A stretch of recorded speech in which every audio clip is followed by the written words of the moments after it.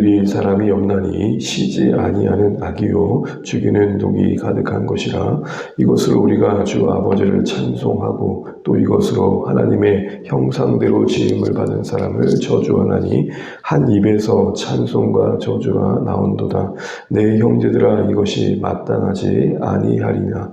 샘이 한 구멍으로 어찌 단물과 쓴물을 내겠느냐. 아멘. 오늘도 허락하시는 날 감사합니다. 기도하며 감사합니다. 고맙습니다. 5월 묵상의 주제의 마지막 내용을 나누게 됩니다. 우리가 읽은 본문의 야고보서는 신약의 잠언이다 라고 할 정도로 읽는 동안 그리스도인으로서 우리의 삶이 어떠해야 될지를 참 많이 고민하게 합니다.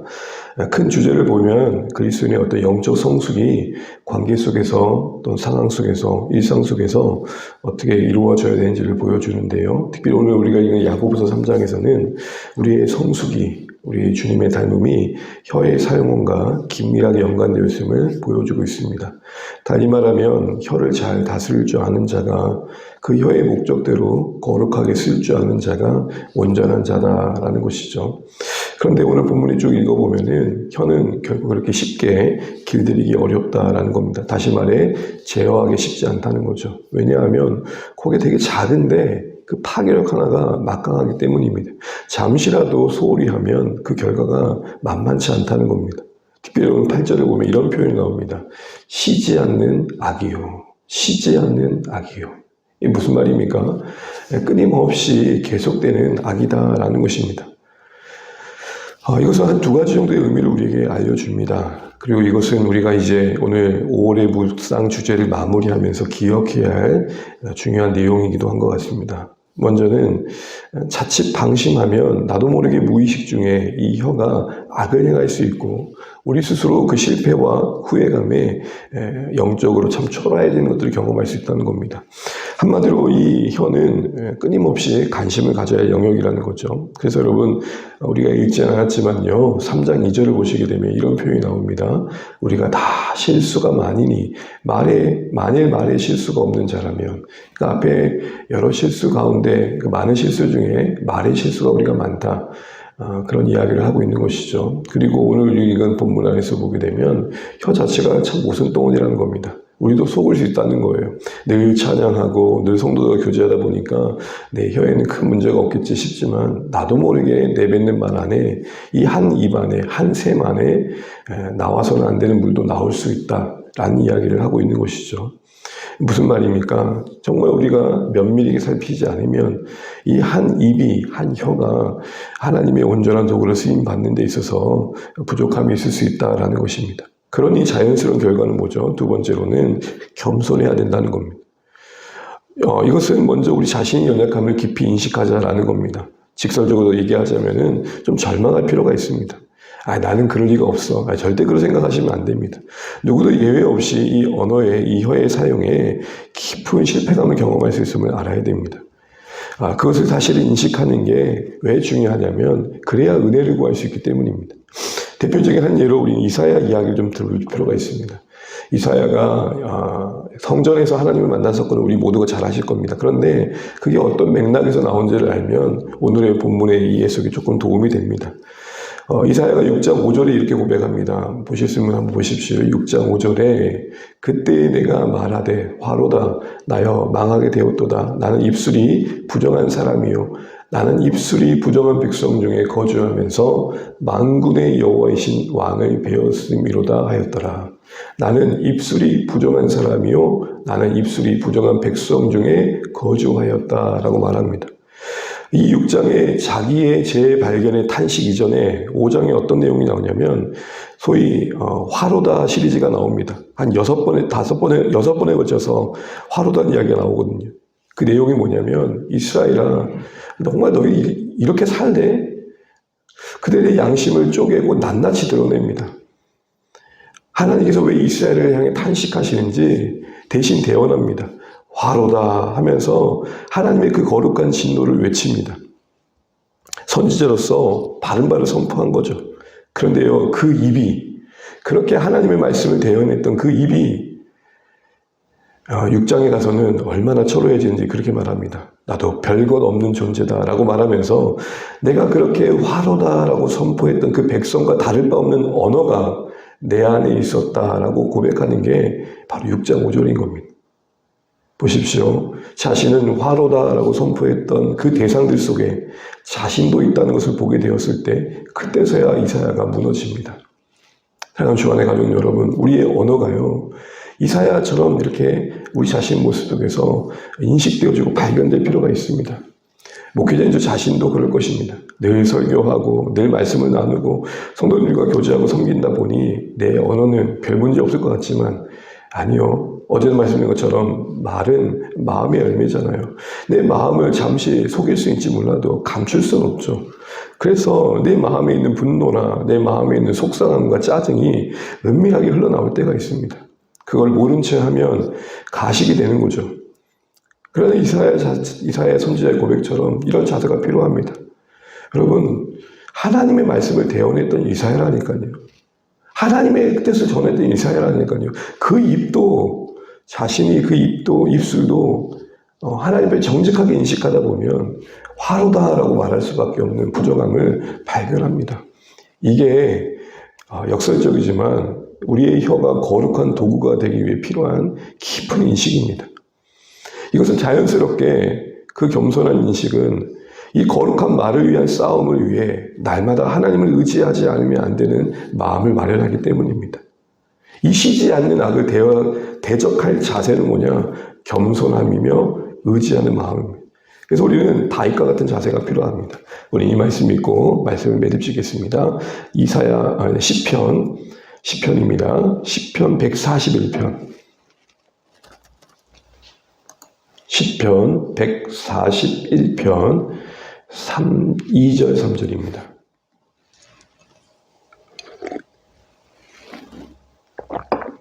(2절) (3절) 같이 읽겠습니다.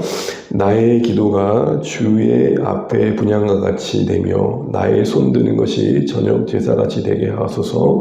여호와여, 내 입에 파수꾼을 세우시고 내 입술의 문을 지키소서. 아멘. 오늘 2절을 보시게 되면 다시 그런 고백합니다. 내 기도가 주님 앞에 분향하는 것 같이 되게 하시고 내 손드는 것이 저녁 제사 같게 되게 해주십시오. 이게 무슨 말입니까? 분향함과 제사라는 말은 하나님 받으실 만한 것이 되게 해주십시오. 자신의 기도, 손드는 것, 자신의 모든 일상이 하루가 하나님이 받으실 만한 것이 되게 해주십시오 라고 말하면서 구체적인 기도가 뭡니까? 3절에 내 입에 파수꾼을 세우십시오. 우리가 중요한 거 한 가지를 알게 됩니다. 하루의 대부분의 많은 것들은 말에 달렸다 해도 과언이 아닙니다. 우리가 하루를 시작하고 마쳤을 때 내가 하나님 앞에 분향한 것 같이, 하나님 입장에서는 흠양하는 것 같이, 또한 우리가 드린 제사가 받아들인 것 같은 삶은 뭐냐? 내 입에 얼마나 하나님께서 세우신 파수꾼이 있었냐 없었냐에 좌우되어진다라고 이야기하고 있는 것입니다. 그걸 깊이 인식하고 있는 다윗은 그 탄식의 현장에 이렇게 기도하는 겁니다. 하나님, 내가 오늘도 지금 무너져 기도합니다. 그러니 내가 하나님 앞에 받으실 만한 삶이 되고 내 예배가 하나님 받으실 만한 예배 될 수 있도록 내 입술을 좀 지켜주십시오. 이것은 말을 막는다라는 의미보다는 내 입을 통해 나오는 말들이 하나님 앞에 점검받는 말이 되어야 되겠다라는 마음을 갖고 있는 것이죠. 자신의 의지를 하나님께 맡겨드리는 겁니다. 하나님, 내 입에 열매는 늘 쉬지 않는 악이 있으니 다스려 주십시오. 거룩한 말을 위한 싸움에 이렇게 매일 매순간 계속 하나님을 의지하는 겸손함이 필요하다는 것을 배우게 됩니다. 사랑하는 주안의 가족 여러분, 5월 한 달 동안 우리가 한 14번에 걸쳐서 여기까지 말에 대한 이야기를 했습니다. 어떻게 와닿았는지 모르지만 묵상하는 저 자신은 조금 더 저 자신을 돌아볼 수 있는 기회가 되었습니다. 우리의 말을 잘 살피시면 좋겠습니다. 사실은 관계가 깨어지고 공동체가 무너진 것도 이 말 한마디입니다. 이 말 한마디가 불을 붙이면 걷잡을 수 없습니다. 냉담한 그 말 한마디가, 그냥 툭 던진 퉁명스러운 말 한마디가, 그리고 잠시냈던 그 짜증이 영원히 그 관계를 돌이킬 수 없을 때까지 만들 수도 있는 것입니다. 사랑하는 주안의 가정 여러분, 그런 의미에서 우리 이사야 심정을 회복하시면 좋겠습니다. 이스라엘 백성을 향해 화로다라고 선포했던 그 입이 정작 화의 근원임을 발견했을 때 아무 할 말 없었습니다. 우리 모두 이런 겸손함이 있을 때, 이런 겸손함을 만난 서로의 관계 속에 우리의 말이라는 게 얼마나 하나님 기뻐하실 만한 언어가 될 수 있을까요?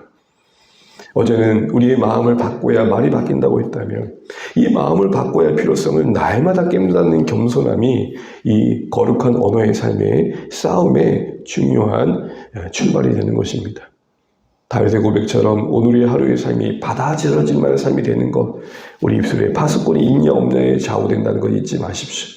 내 입인데 내 말로 내가 내 마음대로 말 못해라는 게 세상의 이야기라면, 여러분, 우리는 그렇지 않습니다. 하나님, 이 혀조차도 하나님의 도구입니다. 그러니 찬송만 하게 하십시오. 감사만 하게 하십시오. 유익을 끼치게 해주십시오. 이렇게 기도하며 시작하는 하루와 아무 생각 없이 시작하는 하루는 다를 것입니다. 오늘 다윗의 기도가, 이 매듭짓는 이 말씀이 이제 오늘 이 5월의 한 달의 묵상을 매일 적용하는 실천이 되시면 좋겠습니다. 여러분, 매일 아침 기도하십시오. 이렇게 기도하면 좋겠습니다. 저도 기도하겠습니다. 하나님, 이사야가 화로다 하라고 설교하며 내내 떠들었던 그 입술에 부정함이 있음을 봤을 때 낮아졌던 것처럼, 나도 그럴 수 있는 쉬지 않는 악을 품은 인생임을 잊지 않게 하시고 겸손히 다윗처럼 의지하게 해주십시오.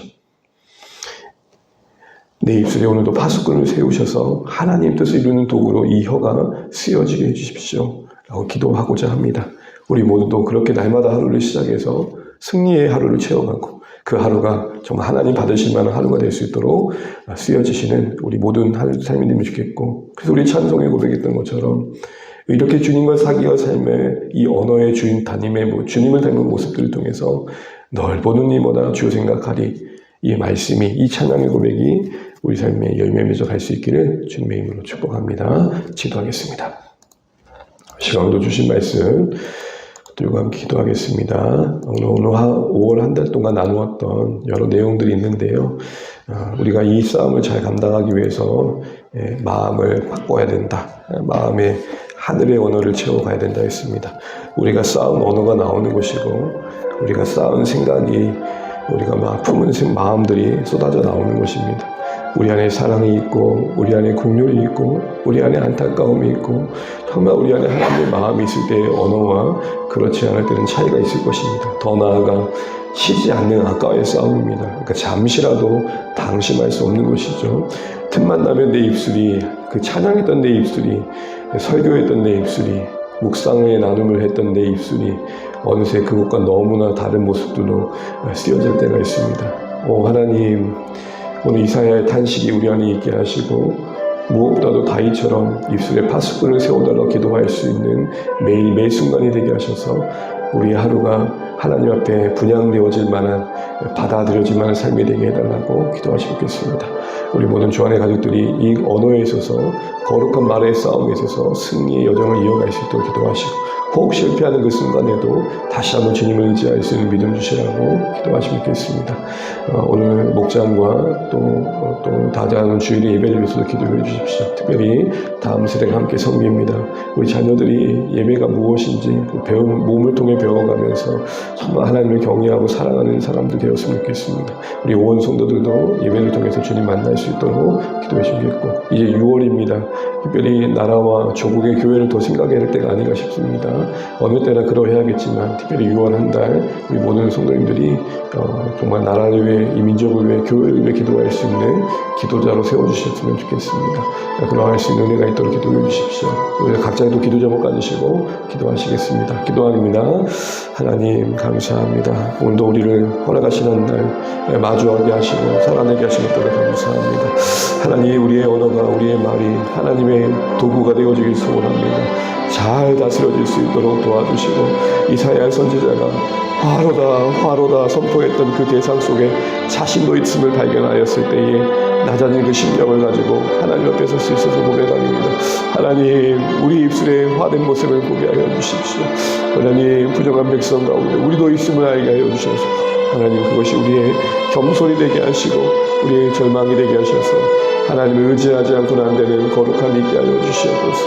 하나님, 정말로 다윗이 고백했던 것처럼 우리의 삶이, 우리의 기도와 우리의 하루의 마침이 하나님 앞에 많은 받아들여질 수 있도록 하나님, 우리의 언어가 다스려지게 도와주십시오. 우리의 말이 다스려지게 도와주십시오. 사랑하는 주 안의 가족들이 서로 만남 속에 이런 사랑의 언어와 겸손의 언어, 감사의 언어와 축복의 언어, 화평의 언어가 넘쳐나게 도와주시고, 그래서 하나님 우리의 공동체의 관계에 아름다운 꽃이 피어나게 하여 주옵소서. 우리 안에 퉁명스러움과 냉담함과 불평과 짜증스러움과 비판과 비명의 언어들 사라지게 도와주시고, 하나님 축복하게 도와주시고, 하나님 헌담이 아닌 환담의 언어가 충만하게 하여 주셔서 하나님 우리 공동체 안에 정말 관계 속에서 서로의 모습을 통해 주님 모습 볼 수 있도록 축복하여 주시옵소서. 우리의 언어를 복되게 하여 주시옵소서. 우리 마음을 바꾸시고 날마다 이 거룩한 말의 싸움에서 승리할 수 있도록 주여 우리 모두를 주장하여 주시옵소서.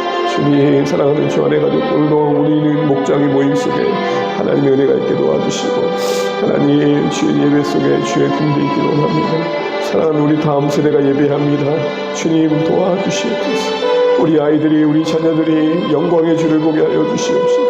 하나님의 은혜를 보게 하여 주시옵소서. 하나님 도와주시옵소서. 주님 역사해 주시옵소서. 주님 도우시옵소서.